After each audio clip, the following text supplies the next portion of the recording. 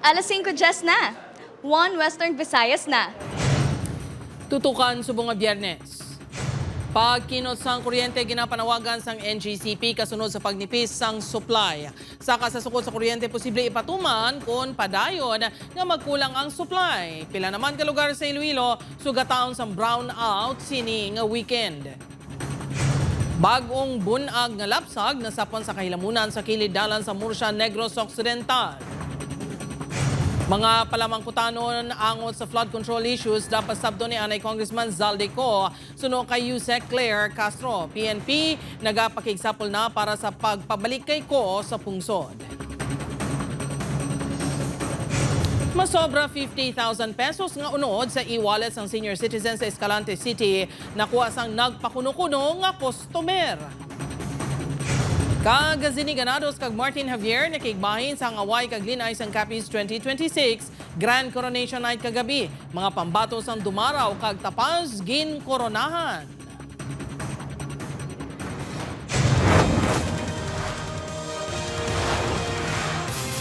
Ini ang GMA Regional TV, 1 Western Visayas. Maayong hapon mga kapuso. Sa nagapangunang nga balita, power supply sa Visayas Grid ginabantayan tungod na ganipis. Mga konsumidor ginapanugyanan nga magkinot sa pagkonsumo sang kuryente. Si Julius Bilacaol nakatutok. Alas 6 tubtob pasado alas 7 kagabi, ginpaidalom sang NGCP sa yellow alert ang Visayas Grid tungod sa manipis nga supply sang kuryente. Magluwas sabi sa pila ka planta nga wala nag-operate. Wala pa sang supply nga nagsulod halin sa Luzon Grid. Actually, may mga tripping man no, sa mga some power plants in Luzon. So they need the power as much as they can. Sa tunga sang krisis sa gatong kag sa tuman nga kainit, ginapahanumdum sa mga pumuluyo nga magkinot sa pagkonsumo sa kuryente. Sa karon may pila na kaplanta nga nagbalik sa operasyon, apang sa tion nga magpadayon ang manipis nga supply. Ini ang pwede magduso pataas sa presyo sang kuryente. Ang Negros Power nag-implementar na sang 84 centimos nga rate increase sa residential consumers ini. Tuga kuno ini sa pagtaas ang presyo sa spot market. Ang konsumidor nga si Marlene, 2,700 pesos ang bill sa Marso. Nagalibog ang ulo sini kundi ang kuhaon ng pangbayad sa kuryente subong. At tidya wala man niya ka andar nga mga ritya. Ginapatay mga ni naman pan nga na mga ganito. Sa pihak sini ang Ileco 3, nagnubo pa ang presyo sa 63 centimos kada kilowatt hour. We implemented ang pananaman nga measures, ang cost saving measures naton, ang panan nga pwede natin mahimo to reduce our system loss. Wala pa makapagawas ang estimate ang iban nga mga power distributor. Apang si Editha, nagakabalaka pa ng litan magtaas pag ang sukot. Tigado nga daan, tapos wala pa sang ubra gid daw ang mga tao lang. Di budlay sa wala pang bayad tapos nasaka pa gid. Buwas may eksperyensyahan na masobra 7 ka oras nga power interruption sa Iliko 1 sa pila ka barangay sa Tigbawan. Sa Domingo naman, 4 ka oras nga madula ang supply sa pila ka banwa sa idalom sang Iliko 3. Julius Bilacaon, 1 Western Visayas.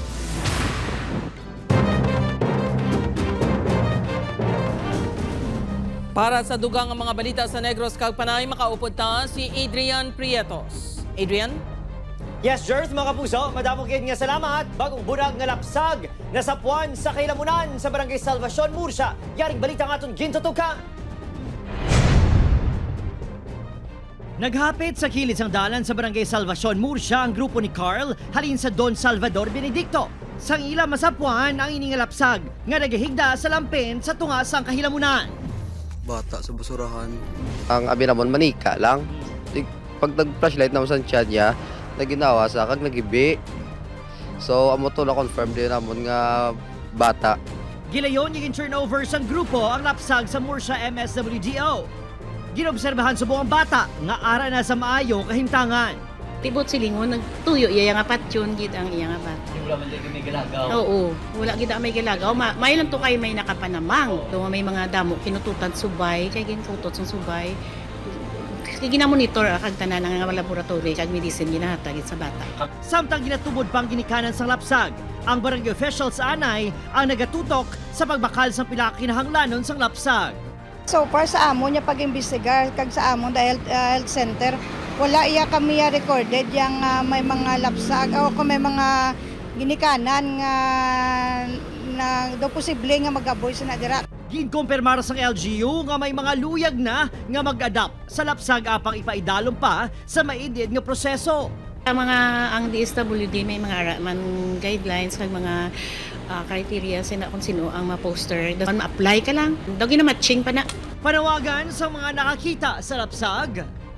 Kabay pa sa dason matawan ka na kag hindi mo na pagliwat to ng inimo mo. Konsyensya na lang kag karma kag sigad ang bala simo. Opo, Kiril Casilio, Adrian Pretos, 1 Western Visayas. Mga kapuso, mismo si Presidente Ferdinand Marcos Jr. ang nag-anunsyo nga nadakpan na sa Czech Republic si Anay Ako Bicol Party List Representative Zaldi Ko.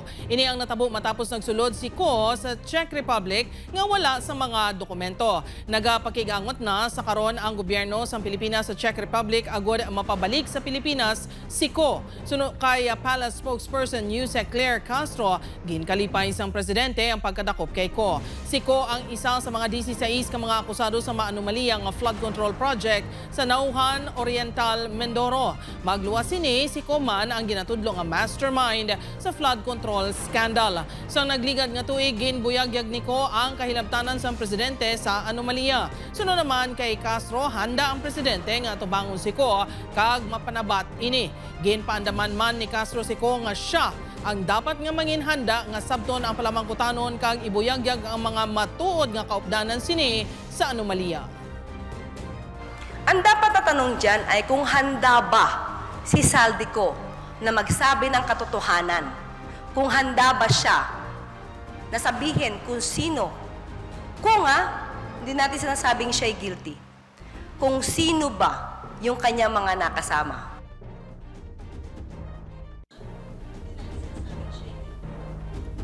O halong nga sobre 50,000 pesos nga unod sang e-wallet sang isa ka negosyante sa Escalante City mao nakuha sang nagpakuno-kuno customer. Nakatutok Aileen Pedreso. Sa siningaang gulo sa CCTV, makita ang babayi nga nagapungko kag nagaistorya sa isa pa ka babayi. Sang nagwa na ang babayi, diri na nagsunod ang lalaki nga naka-jacket sa isa pa ka anggulo. Nagaistoryahan na ang duha sa sulod sang Photoshop. May ginapamangkot ang lalaki, samtang ginamanihar ang cellphone. Ang lalaki sa video, nagpakilala nga customer sa Iloy ni Neil, isa ka OFW. Mapakash in kuno ang lalaki. Nagkanto na sa nag-cash in sa shop kung magtemprano pa ana na bayaw ko siya nag-initiate na nagpa-cash in within pila ka minutes daling 2 days kiting ko ana nga mon nga amount grabe ang niya nga mga diskarte. Pagsaysay sang bata sang biktima, wala kuno sang OTP nga nabato ng lalaki, rason niya siya na mismo ang nagpresentar nga magmanihar sa cellphone sa biktima para kuhaon ang reference number. Nadiskubre na lang nila na nalink na sa suspect sa isa ka online shop ang e-wallet account sang biktima. Natigayon kuno nga makuha sa suspect ang OTP halin sa cellphone sa biktima. Rason nga na-access niya ang e-wallet kag nakuha ang unod. Kabugusan nga 52,800 pesos ang nakuha sa suspect halin sa e-wallet. Na-report na sa kapulisan ang insidente. Makabi kuno ini nga modo subo sa mga kawatan kagalabanan, senior citizen ang gina-target. Tawag siya natin ang targeted victim. Katitigo lang, ma'am, gingamit ang OTP ang ginuubos siya ang load sa iyang account. Pinapanilagan sa atin ng mga suspensado, especially sa mga tigulang. Eventually, ang mga resulta kita sila tawagan sa Aileen Pedreso, 1 Western Visayas.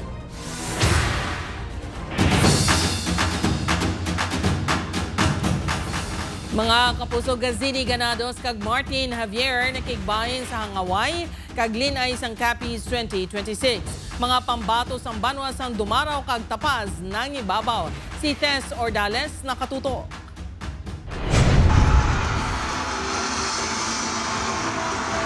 Sa una pa lang ang pagwa sa entablado, matunog na palakpak tag singgita na sang supporters ang nagsugata sa kaambong kagagayon sang 15 ka mga Hangaway kag 16 ka magalinay para sa Hangaway kag Dinay sa Capiz 2026 sa Capiz Gymnasium. Siyempre, naging exciting ang coronation night sa presensya ni Martin Javier bilang isa sa mga host. Telling stories of our heritage. Capiz Universe Philippines 2019 Gazini Ganados nga nagserbe nga chief judge. Mas naginit ang gabi sang naguan na ang mga hangaway kag linay, suksok ang ila swimwear. Kag matahom nga manong interno nga himo sang pila ka kabisnon designers inspired by kabisnon gastronomy. Gintakos ang kaalam sa nabiling nga candidate sa pagsabat sa question and answer. Everything can be possible. Your dreams can be possible. Linay sa Kwarta!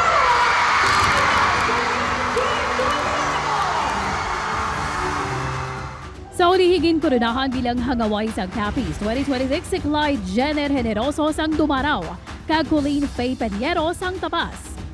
Hangaway kag linay sang Kapistahan 2026 sa Jed Michael Dailig sang Sigma, kag ay na Zilin Duliano sang Kwartero. Hangaway kag linay sang Turismo kag Kultura, si Kirk Henrich Camo sang Tapas, kag Maria Pian Arsiga sang Sigma. First runners-up sa ni Christian J. Cuenca sa Rojas City, kag Jennifer Zaire de Gala sa Pontevedra. Kag second runners-up naman sa ni John Lee Mabaling sa Dao, kag Katrina Camila Italia sa Dumaraw. Gagaling po nila. Ibang talaga yung level, even on a provincial level, regional level, iba na talaga yung kalibre ng mga kandidata ng mga sumasali. I was very impressed with the way they conducted themselves on stage. Ang gaganda at ang gagwapo nila. Actually, nahirapan kami mag-judge. Never stop chasing your dreams because you are not limited to a box. Upod kay Marvin Lauderes, Tess or Dallas. One Western Visayas. Ini ang GMA Regional TV, One Western Visayas.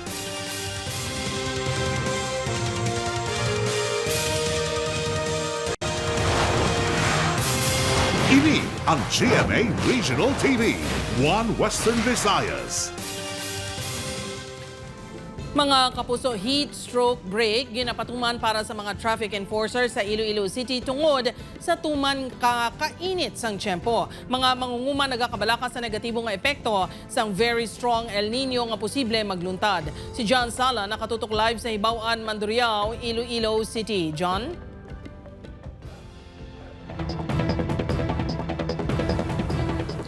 Jared, nagalabot na sa 44 to 46 degrees Celsius ang heat index sa Iloilo. Gani, ang pangluwas sa pag-inom sang tubig, pagpangita man sa mga maharon nga lugar sa dalan ang ginaobra sa karon sa mga traffic enforcers sa Iloilo City bilang proteksyon sa ila ikaayong lawas.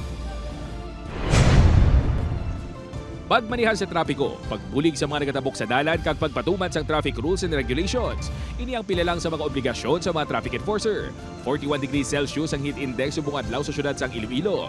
Ini ang yara sa kategorya nga extreme caution. Gani para sa enforcer nga si J. Ralph, water is life. Mag-inom sang tubig sa tigilinet sir. Sa example ti kung obrata sa tunga sa dalan sir, kailangan kita magbalon sa tubig. Kung once nga mataway ng aton sir nga dalanon, pwede na nakapahigadigad lang gid sa mahandong nga lugar sir. Bayara man sa ginapatuman nga heat stroke break sa mga traffic enforcer. Sa diin 30 minuto sa kada shift, magapahuway ang mga enforcer sa mga maharon nga parte sang dalan. Tuman kainit ka tiyempo man ang pagpanghangkat sa padlaw-adlaw di Tatay Rogelio bilang isa ka mangunguma. Limitado lang ang ila supply sang tubig gani kung magtuman kainit na, halos wala na kuno sang may nagagwa sa ila tasok. Gani isa man ini sa nagakabalaka in kaso nga magluntad ang very strong El Nino. Ngita ka naman laing obra kay way ka naman kwaon mo. Laya na imo tanom ti mano ka pa. Obra ka na sa naman. Kung may obrahan ka, mga contraction. Kita diri sa Western Visayas actually kakaigo gid kita sang El Nino, especially sa strong kag very strong El Nino sa in terms no sa kakulangan sang ulan which could cause no or which could have several impacts especially sa lain-lain nga sektor, especially sa water kag sa agriculture sector naton. Ang very strong El Nino ang pagsaka pagid sa temperatura bangod sa init nga nagahalin sa Pacific Ocean. Sa karon yara pa sa neutral ang status ini kag wala pa sa opisyal nga deklarasyon nga ginpagwa. Possible nga mag-start ang atol nga El Nino by July, August, September. Possible na siya nga mag-start by July, August, September. Ginalang taon naton nga mas makusog pagid, possible nga mas makusog pagid siya sa strong to very strong El Nino sa October, November, December by 50% siya.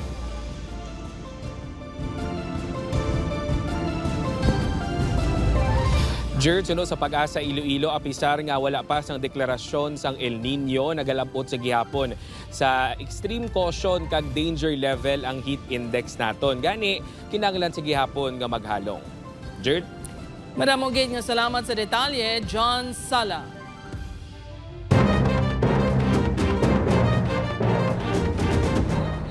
Sa Bacolod City naman, 16 million pesos nga balor sa smuggled nga sigarilyo gin-turnover sa isa ka checkpoint. Yaring balita nga itong gintutuka. Gin-hire lang para mag-deliver sa mga karton nga may unod nga items ang driver nga si Rene Talaman, 45 anyos, kag pila ka mga pahinante sini. Apang pagbukad sa mga karton, mga smuggled nga sigarilyo ang ilan nakita nga unod rason nga gilayon sila nga nagpadulong sa kapulisan nga nagapatigayon sa checkpoint sa Doña Juliana Avenue, Barangay Takuling, Bacolod City. Na-load na. Ara na siya. Ang iyan na lang niya, on call lang siya para sa to drive. Upon knowing, he informed his employer kag nga na found out is smuggled. Then advise niya employer nga to voluntary surrender sa any police station sa Bacolod. Naglabo sa balor 16 million pesos ang na-recover nga smuggled cigarettes. Inaana ay katatlo nga insidente kung sa diin may na-recover nga smuggled cigarettes sa Bacolod City kag Negros Occidental. Gani ginatutukan sa kaprisan kung posible may organisado ang grupo nga nagapasulod sa smuggled nga sigarilyo. Ang Bacolod is alagyan coming from the north, the south, even sa mga pantala naton. So it might be nga diri lang nila ginagi coming from other places sa province man or sa other island. Upod, Karil Casilio, Adrian Pratos, 1 Western Visayas. Mga kapuso, nakilala na sa kapulisan ang isa sa mga suspect sa pagpangtiro nga nagresulta sa kamatayon sa isa ka babae kag pagkapilas ng duha pagid ka persona sa Barangay Poblacion A. Dueñas, Iloilo sa Marso 23. Ang napatay amo ang negosyante nga si Marigold Hamelo. Nasamara naman ang upod sining nga mekaniko nga si Wilbert Auditor kag isa pagid ka residente sang lugar. Base sa pahayag sang hepe sang Dueñas Police, ang nakilala na nga suspect amo ang gunman nga nakita mismo ni Wilbert kag nagsanto ang description sini sa composite sketch sa ila Rogues Gallery. Ginatingwaan pa nga matunod ang apat pa sini ka kaupdanan. Apang nagagwa sa investigasyon nga ang target sa mga suspect amo si Wilbert. Si Marigold ang nadalahig lang. Ginalantaw nga kaangot sa trabaho ni Wilbert bilang mekaniko ang motibo sa mga suspect. Ginapanghanda na sa Dueñas Police ang mga reklamo nga murder, frustrated murder kag frustrated homicide nga igapasaka sa piskalya. Ang ininga pan-file ini next week, hindi man isa kakatapusan kundi umpisa pa sa mas madalong pang-investigasyon na ipagkatutukan sa amon nga Dueñas Municipal Police Station. Pagtiro patay isang subject ng bypass operation sa police sa Bacolod City kag pagkapatay man sang suspect, imbestigaran sang PNP kag CHR. Sa Eileen Pedreso nakatutok. Luyag sang PNP Internal Affairs Service nalantawon kung may kapaltahan ang operatiba sa drug bypass operation sa Barangay Singkang Airport, Bacolod City sang Abril 9. Ini ang rason kung nga magapatigayon ng PNP IAS sa separado nga investigasyon sa kamatayon ni Master Sergeant Romulo Galvez Jr. ang pulis nga gintiro patay sang target sang operasyon nga si Ronilo Panuncial. So that nga mapasiguro naton nga wala sang malisya ang pag-imbestigar kay separate sa PNP ang gakandak. Ipatuman gina sa kung makita gid man nga may lapses sa aton nga mga operating personnel o sa operating unit. Pinaagi sa investigasyon, mapamatud-an sunod sa BCPO nga wala sang kamatuoran ang aligasyon sa pamilya ni Panuncial nga hungod ini nga ginpatay. Nga inventory ang mga takop o mga sis nga evidence sa area, wala na yan naghapit sa station ang suspect. Kag Police Station 8 ang nagdala, hindi lang operating unit. Nagdangup na ang pamilya ni Panuncial sa Commission on Human Rights NIR. Panawagan man ang nanay sa suspect nga napatay nga may patas investigation. Tagaan na nasa sang investigation, duwa sila. Basi may mga lapses, anong mga nagkulang. Pagklag sang dugo sa utok ang gikamatay ni Panuncial, samtang ginabulong sa ospital base sa dokumento nga nauyatan sang iya pamilya. Aileen Pedraso. 1 Western Visayas. Mga kapuso, nagapanguna gihapon ng GMA Network pagabot sa total views sa telebisyon kag sa YouTube.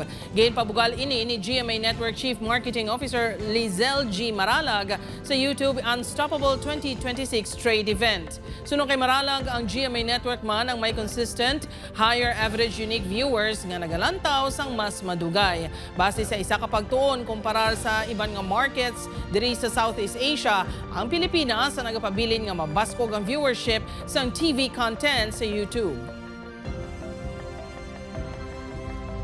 Close to 5.2 billion views. And this has been going up again and again. On an average per month, we're talking about 200 million views on GMA shows alone in YouTube. 70% of the total views of the top 25 TV content in YouTube are from GMA. That's 18 different shows.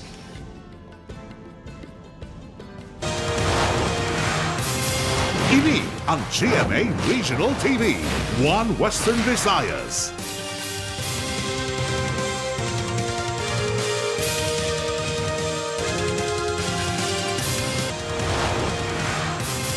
Ini ang GMA Regional TV, 1 Western Visayas.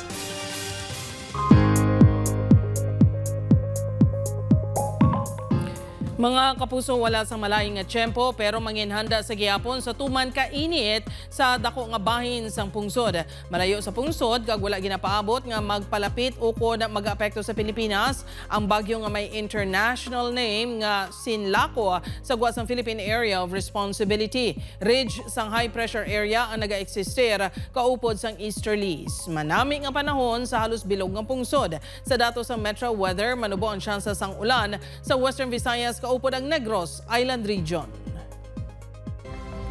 Ikasarang kag talento sa radio drama sa mga college students halin sa nagkalain-lain nga riyon, gintakos sa Philippine Association of State Universities and Colleges National Culture and Arts Festival 2026. Si John Sala nakatuto.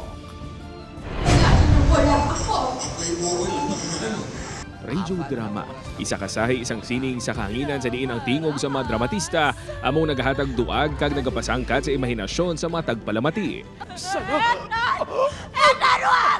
Sa kada hibi, singgit kag nanarisaring emosyon, kinatagan sinisang kabuhi ang mga istorya nga makuhaan sang inspirasyon kag ihibalo. Apang amat-amat na ini nga nagakalimtan sa mga ulihing tubo. Gani isa ini sa mga gintagaan sang pagtamod sang Philippine Association of State Universities and Colleges National Culture and Arts Festival, pinaagi sa radio drama competition. 15 ka mga grupo halin sa nagkalain-lain ng mga rehiyon sa pungsod na nagpaindis-indis. Ginihiwat ang kompetisyon sa West Visayas State University College of Communication. Kanami kita dirin hatagan kita sa oportunidad nga mapakita bala sa mga kabataan nga there's still life when it comes to radio production, especially sa radio drama. Isa sa mga partisipante si Jeremy sa Bulacan Agricultural State College. Sang una aminado ini nga tumalagsahon lang kuno ini magpamati isang radio drama. Apang subong, paborito na kuno niya ini. Iyon na pala ang huling pagkakataon. It should begin while we are young so that if we really wanted to engrave something into the hearts of the students, kailangan po masimulan siya at a very young age. Tinutuyo man sa kompetisyon nga sa masunod nga henerasyon, padayon na pagpalayag sa mga madinuagon nga istorya sa kahanginan. Sana mai-transfer pa, yun yung challenge, ma-transfer pa yung skills and yung culture and yung talents to the next generation. Upod kay Hans Desierto, John Sala. 1 Western Visayas.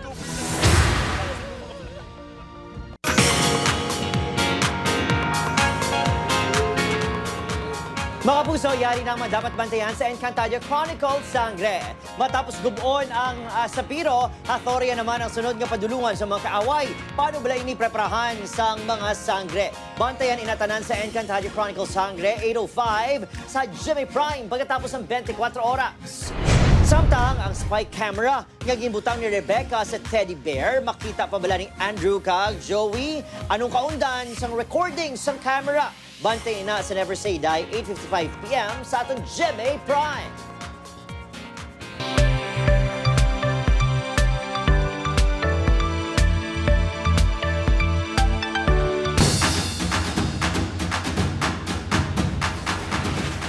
Nagkalain nga produkto sa mga kabanwahanan kag replika sa mga matahom nga destinasyon bida sa panaad sa Negros 2026. Yaring balita. Kasubong nga nagatour ka na sa nagkalain-laing nga banwa kag syudad sa Negros Occidental sa imong pagsulod sa Panaad Park and Stadium. Inimangod, mas ginpa-espesyal ang Panaad sa Negros Festival 2026. Pinaagi sa mas madamo nga mga produkto kag mas dalago nga mga replika sa pila ka mga destinasyon. Isa sa mga agaw atensyon ng Cadiz City Pavilion. Sarang diri mabakal ang manamit nga uga. Kami gaugagid sang amon nga ginabaligya kay para mabala namon kung ang quality bless ang uga. And they are all member of our micro, small and medium enterprises in Cadiz City. So member ni sila sang amon nga one town, one product. Underwater ang fields kung magbisita sa pavilion sang Sagay City. Summer naman ang tema sa Don Salvador Benedicto. Madinuagon ang LED wall display sa San Carlos City. Kasi some of the booths, may mga questions sila nga ay hindi sila mag-stamp kung hindi naman ma-answer ang question. So, we learned a lot about the tourism. Ginpasundayag man sang tag sa kabanwang ila festival dances sa festival dance competition. Nagpangibabaw ang Tigkalalag Festival sa Banwa sang Isabela sa municipal category kag Kansilay Festival sang Silay City sa city category. Samtang, 32 sa kandidata ang nagpaindis-indis sa kaalam kagaanyag sa linay sa Negros 2026. Pila lang sa natapos namong talent kag festival costumes. Obod Kiril Gasilio, Adrian Pretos, 1 Western Visayas.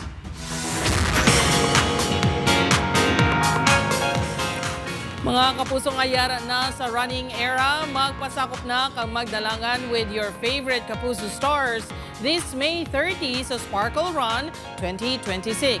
Pila lang sa Sparkle stars nga madalaga na mo sanday Alden Richards, Barbie Forteza, David Licauco, Raver Cruz, Glyza De Castro, plus the PBB Celebrity Collab Edition stars, kag madamo pa. Mag-register na, kag bisitahon lang ang official Sparkle pages or the Run Rio pages. Run na mga kapuso!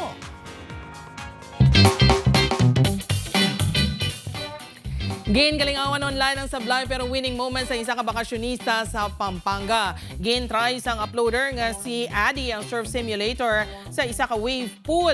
Kalmado pa kuno ini sang una samtang ginadunganan ang gihos ang tubig pero gulpi lang siya nga gintangay sang tubig.